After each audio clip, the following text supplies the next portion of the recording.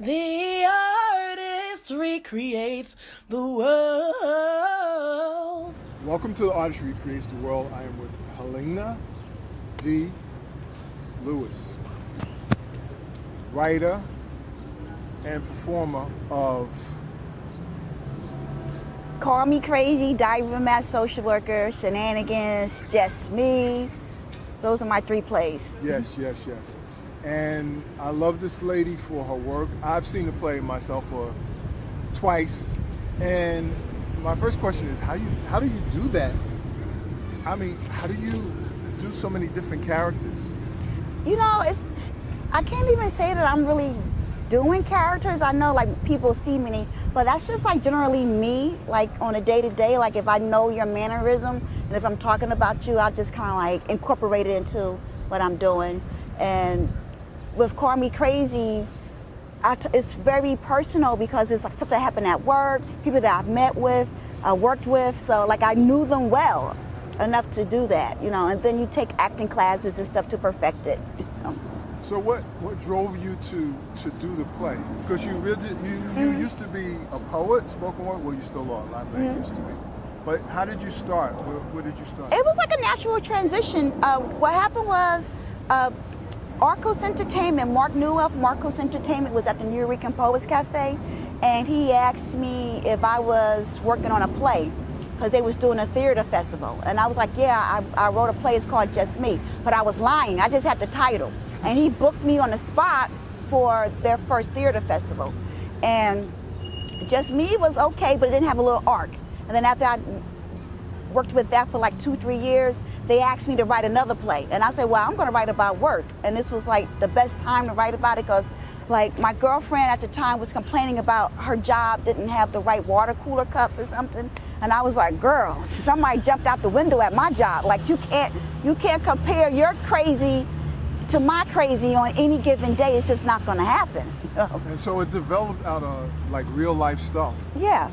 And you started doing, it sounded like I almost hear you talk about the day-to-day things happening, and you would do the voices, because I do that to some of my coworkers too. But the play is so long and it's so intricate, and you take people in when they feel, I was feeling what was going on there. The first version I was like, of this it, is crazy. That's great.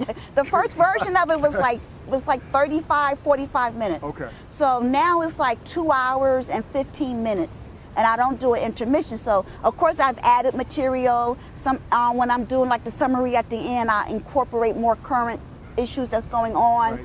Right. I love improv, so when I'm in the audience and I'm doing the scene with the straitjacket, you don't know what I'm going to talk about. It's like, oh, let me see who I can pick with. And I laugh. I was like, these people are paying money to come see me so that I can have fun picking with them. So it's hilarious to me. You know? So now, who took that picture on your Facebook? The one with me and Nathan P? Yeah. The one that's on? No, the one by yourself. Who took the picture? The one that you have in the straitjacket. That's a great shot. Baron, B-Dot. His name, I love that shot. He's a performer too. I met him at the New Rican Poets Cafe.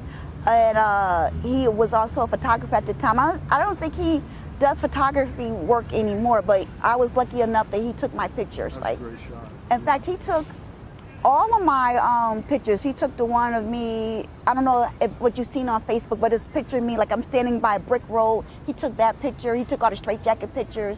Yeah.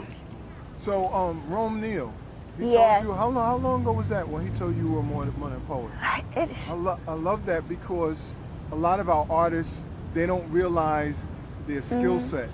And sometimes they start with writing or with poetry or even painting. And sometimes they can build, but they don't realize they can build unless somebody sees something further than just that skill or where they're at. Yeah, well, Rome Neal, for those of you who don't know, he's the artistic director of the New Rican Poets Cafe. So I've probably known him since 2000 when I used to slam back in the day. So when I was doing the Black Theater Festival, probably like around 2003, 2005, and we would talk about the Black Theater Festival. This is me when I used to go to North Carolina and I used to host the Midnight Poetry Jams.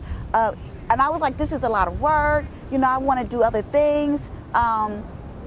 people think I'm just a poet, and he was like, but you're not just a poet. Wow. He's like, you're way more than a poet. He's like, I've seen you over the years. He said, you're a social worker, you're this, you're that, you're that. Don't let people pigeonhole you or put you in a box. And he was the person, because I never did like longer than 2 weeks would call me crazy, like as a run. And he was the person, he literally called me up, I was at work, and I was like, hey, Rome. And he was like, it's time for you to call me crazy up for a long run. I want you to get nominated and see if you can get nominated for an adult goal. And I said, I don't have time for that. I'm in school. And he said, you will do a 3-week run and you will get nominated for an adult goal. He said, your work is that talented. It's time for other people to know about you. We all need to have creatives or friends that have that insight. And not only insight, but the courage to speak into our lives and believe in us like that, so we can step out and you did that. You stepped out. Yeah, because I went kicking and screaming. Like, if Rome tells you the story, I was on the phone arguing with him about why I didn't have the time and why I couldn't do it. But he always pushes us. Where I can say, well, he always pushes me to do more. So I'm happy to have him in my life. How much of the performance is a critique of the social system or social services system, and how much of it is therapeutic for you? Because you have a lot of degrees too. I think every year you get another degree. No, I have my BA in biology. I have my master's in social work. I'm working on my doctorate for social work. I'm a licensed clinical social worker, trying to become an LCSW. I got to take the test, and I'm a licensed clinical alcohol and drug counselor. So the LSW and the LCADCs are like, they're from the state of New Jersey, but everything else is I went to school for, basically. So as far as your question goes, I would say I never wrote the play to be a critique of anything. It was just me talking about stuff that got on my nerves. So if anything, it's a critique of the things that I see that irritates me, So, and as far as therapeutic, I've always written when I'm sad or I'm happy or I'm sad. So I would say at least 95% of it is therapeutic. I love when you say HD on Facebook, HDL It's not happy. Yeah, I love that. That's good stuff. How do you, so your art like really developed, and there is a therapeutic component, but not really, because it's just you really just being you. And I guess that's why it's so authentic, because you do a live Facebook and it's just like almost a performance. I mean, I love your live Facebooks, but that's just you being you and doing the art. But how do you deal with that in your head with doing these degrees, and then you're an artist too? Well, I think everything feeds off of itself. Like, when I started performing, I was like, just an open mic. I wasn't thinking about being theater or anything else. I didn't see an end. I just saw a beginning. And with me going back to school, I realized that I'm more like a theatrical scholar practitioner. So I'm a scholar who uses theater to promote social justice and change and inform people of situations. So, you could go like that. That's all right. I got it. Because you think about it, like a lot of people, like if you're writing, I can't say I'm keeping on I, as they say. When I keep it on I, what I have observed is when somebody has an idea or a concept for a show, it's because something personal has happened to them that has caused them to be drawn to that particular subject. Okay, I am lucky enough to say, okay, I won't say I'm a natural performer, but I think that I've been blessed to, because it's, you can take somebody, put them in the acting class, and they can still be horrible, and they don't get better, but I have gotten better with training and taking classes. Shout out to Roscoe Orman, because he was like really mentoring me. And to be able to say, I'm not good enough and I still need help. Like every time I do my show, I get off stage and I get critiques from Nathan P. or Butter would say, you know, maybe we can look at this or change this. I'm not closed-minded. And with me going back to school, like I see a strong need to inform people about social justice issues. But if you use it as theater, you can get all the subtle nuances in like 45 minutes to 2 hours that you can't really get if you're giving a straight lecture. Right. So I can take you from emotion to emotion and, you do. as I would say, backdoor you into an educational experience. You know, I'm going there to laugh. Oh no, I'm about to school you on some stuff that you might not have known about or even considered, because maybe you didn't know somebody that was a social worker, or maybe you didn't know anybody that used to be a prostitute, or you didn't know a gang member, you never knew somebody that was on drugs. You know, my first job out of college, at the office that I work with, the secretary used to be a prostitute. Okay, the person I used to run group with was a former gang member, or former or current, however he wanted to say. And the other person was a recovering heroin addict, and another person used to be a pimp. So I was like immersed into like all these subtle layers of how people become the people that they are through economic and being marginalized. You know, I was just thrown into it, but I didn't have the words to express it. Like I was just out of school trying to pay my bills. You know, and then poetry, with me starting to write about social work issues, start writing about prostitutes and working in people in community corrections and reentry, you know, it shifted from, oh, she's the poet who's also a social worker. And I was like, but I'm a poet. I've always been a poet first, you know. But to quote Rome, I'm more than just a poet. I'm all these things. I didn't even hear the church bell ring, and I was so in deep. I was so involved in the conversation. It's a nice feel, but that's cool. I don't really mind it because it gives the feel of the environment. And this mic here, I can turn down because it has back. Mm-hmm. That's cool. Yeah, or you can say that was divine intervention, and they was like, girl, ring them bells. There she go. She's ring my bell. Okay, stop. I do not own the right to that music, and I know I'm not a good singer. Don't hate. Wow, beautiful clips. So, what would be your suggestions for artists in terms of finding themselves and learning how to embrace their art, even if they don't understand it? First, I would tell them, don't be afraid to be you. Wow. Because people are going to always tell you, oh, do it like this, do it like that, change this, change that. But you got to be careful of who's giving you the message. Because some people have ulterior motives, and they're not really there to uplift you. They're there to hold you back. You know, so if you trust a person, they've been your ride or die for like 10, 15 years, you know, they're probably going to give you good information, you know. But when you're starting off, just don't be afraid to be you. And don't be afraid to hit an open mic. We all start off at an open mic. I remember my first open mic, I was shaking so hard I couldn't even hold the paper in my hand. Now I can give you a microphone, lean back, and I could just talk junk without even preparing for it. But that took time. Right. You know, that took traveling across the country. That took numerous press conferences. That took numerous interviews. That took numerous classes, you know, for me to be able to say, this is me, you know. And then I also think with age comes wisdom. So Helena from Bogies from 1998 is not the Helena that you're talking to right now. I'm a different type of person. I'm thinking things differently. You know, I have a beginning and a middle and an end process that I'm working out, you know. Before I was like, let me just go hang out with my friends, you know. Helena, you know, your work is, I think it's only the beginning what you've done, the performance that you do now. But do you have other ideas, like another play, brewing, something? The play that I most recently written is called Shenanigans. And I wrote that after my mother passed away. And you know, when I was going through the death and the grief and loss, and you know, I wasn't making meaning of it. Like I was unable to make meaning of what was going on. Like it was just totally like unexpected. And those are the worst types of loss, you know.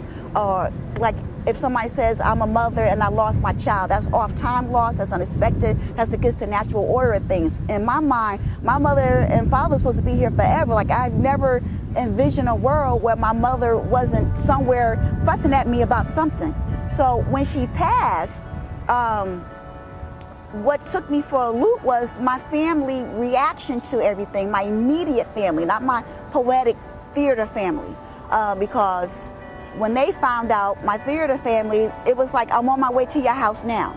You know, when my biological family found out, it was more like, oh, okay, well, what are we gonna do? Who's gonna pay the bills?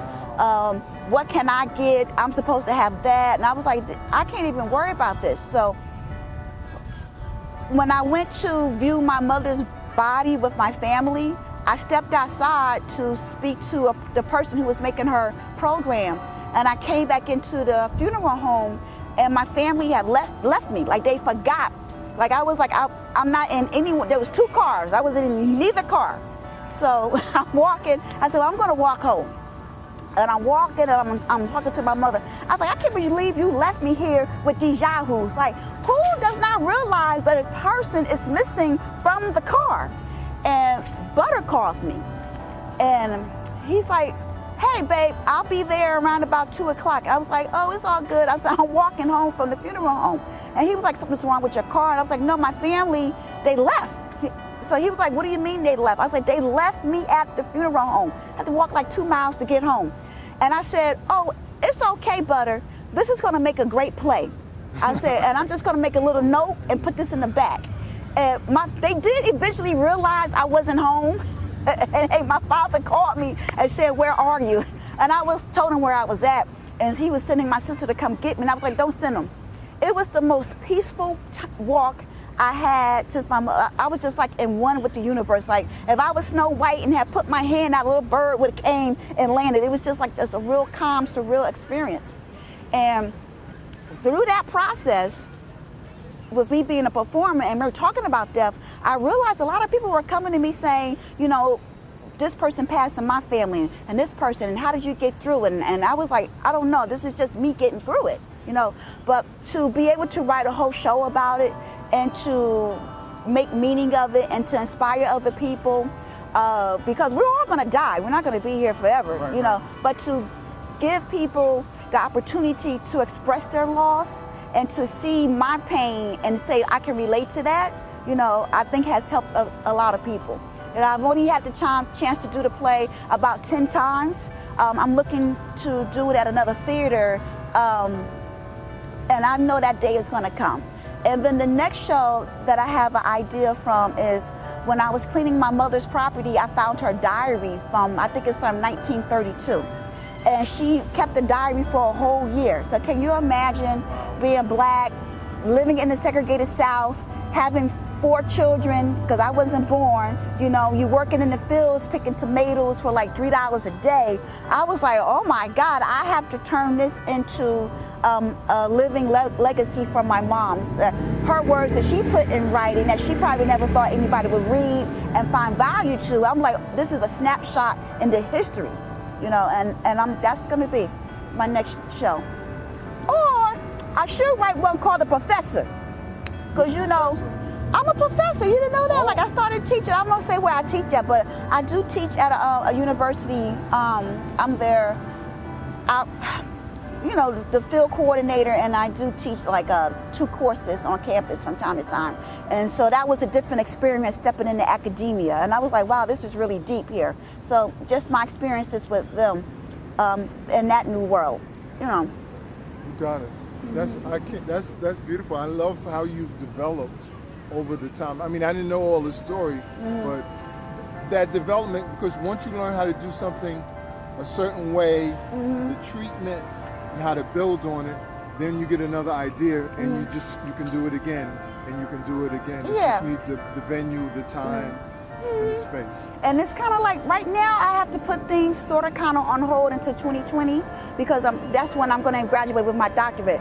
But I'm always prepared. Like if an opportunity, like if we stop this interview and I got a phone call and they said, we need you, I'm like, what? Because I'm ready. Like you always stay ready. So you're always practicing. Like if I'm not doing a formal practice while I'm driving to work, I'm running lines, I'm practicing poems. Like I'm always ready, or I'm working out concepts for stuff, you know.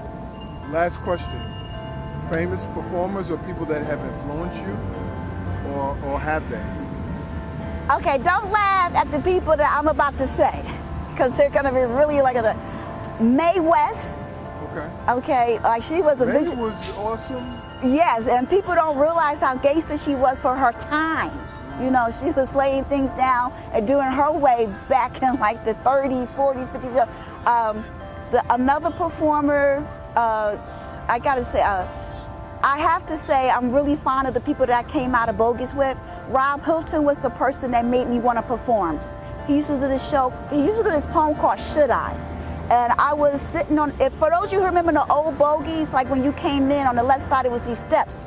So I really didn't know anybody. I used to sit on the steps, like maybe the third or fourth steps, because I could see right into the venue and I could watch the door. I don't know why I was always fascinated with watching the doors. I think because I work with inmates, you know, so I want to be able to get out. But Rob had on, I can tell you what he had. He had on these overalls. He had one button was down. Should I? He had on a blue shirt that was striped.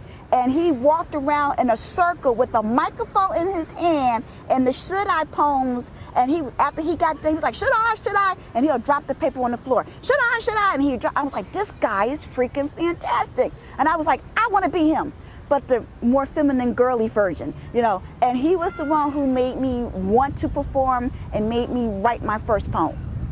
Now, what happened after I wrote my first poem was I got offered a feature, and I only had 2 poems. I had to write another poem. So the third poem, people were offended by, some of the locals who were there all the time. I was like, what is wrong with these people? So that's how I got into the whole battle poems, and I fear no poet in here, and like wanted to fight everybody, but whatever. But it's amazing how your journey starts, and you don't know who's gonna inspire you.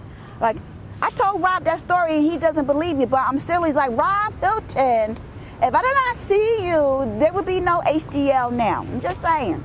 Okay. And that goes back to the series, The Artist Recreates the World. So something that he did was something that inspired you and put you out, and that's so beautiful. It was the most amazing performance I think I've ever saw at Bogies at that time. Does he still do that poem? I don't think he. When I see him, you know I'm gonna ask him. You should ask him about it. He might talk about something. He got to download it or something. But I have in my possession about, I want to say anywhere from 15 to 20 high 8mm Really? cassette tapes from that time frame.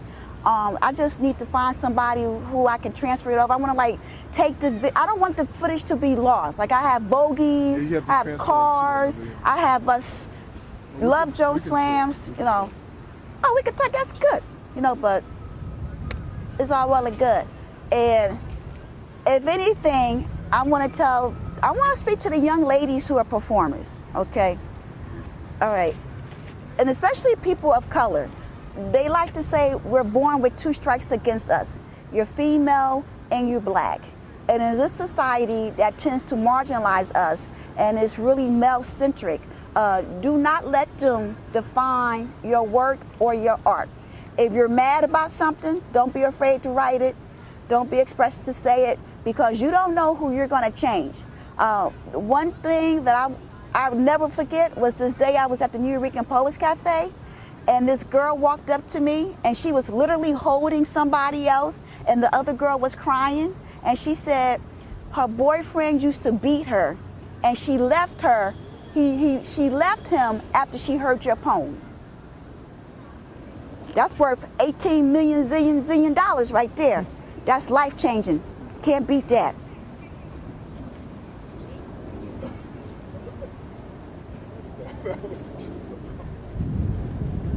Helena, thank you. Continued success. Thank you very much, sir. And I'm sad. I'm glad. I'm sad. It took 2 years to get in the time. You really don't have to apologize to me, because that's been part of my process, and I've learned how to be patient with people and learn how to wait until that time, because this is beautiful. If we would have did it earlier, it wouldn't have been as nice as this. And the light came on you, and you just went in, so you close it out. Thank you. We're done. Peace. We're out, y'all. Thank you. You almost made me cry when you started talking About my mom's? about Rob? Yeah, because my thing is that when people do things and they don't realize it, and it pushes other people to do stuff, that's where the power is. It's just doing what you're supposed to do, doing what you're supposed to do.